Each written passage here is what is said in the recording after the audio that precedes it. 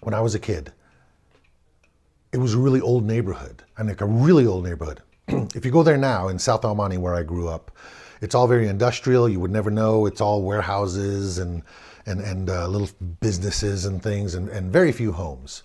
But back in the day, it was all houses and very old wooden homes with very old people in them, many of those houses. And the old people were the best because they served you cooked food for Halloween, for trick or treat. And none of this pre-wrapped packages and things like that. And a homemade treat was better than getting like a full size or a giant size candy bar, in my mind.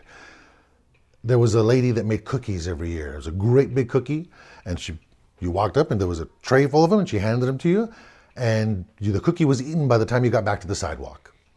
That was a good one. There was another old couple. They gave away popcorn balls, and I don't think I've eaten one since, but they were big and they were buttery and salty, and there was a whole kettle corn craze much later in the 90s or the 2000s. Kettle corn, that's what these were back when I was a little kid. 7 years old, walking around by myself in the dark with me and a couple of other 7-year-olds. We got these beautiful popcorn balls, and I say a couple gave them away because in this case, it was an old lady. She served them on a tray. They were always warm, and there was tons of kids in the neighborhood, tons of kids, and they were always warm. I never got a cold one. We'd eat it as fast as we could, but it took a while. So you had to go around the corner, and you finished it, and it was sticky. And then usually my friends and I would change our costumes up, change pieces of costume, and we'd go back and try to get another popcorn ball.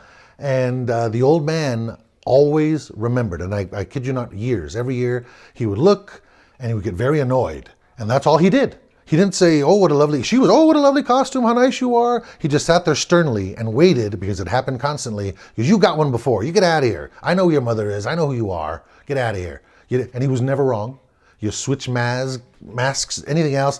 Probably the shoes, I don't know what he was. In the CIA, this guy, he remembered every year for years and years and years. This guy. No joke. I only got one popcorn ball every year, so it was really precious to me.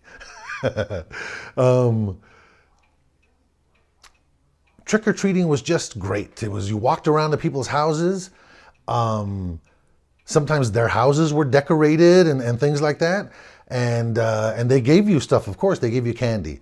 The coolest thing I have, I should have brought it down here with me, but I have it still to this day. There was this one guy, I think it was a single guy, and he gave away 45s. I don't know where he worked. I don't know why he had them, but he gave away 45s. You know what a 45 is? It's a record, and it has one song on it on each side usually, and there's a big hole. A 45, a record, and you play it on a record player.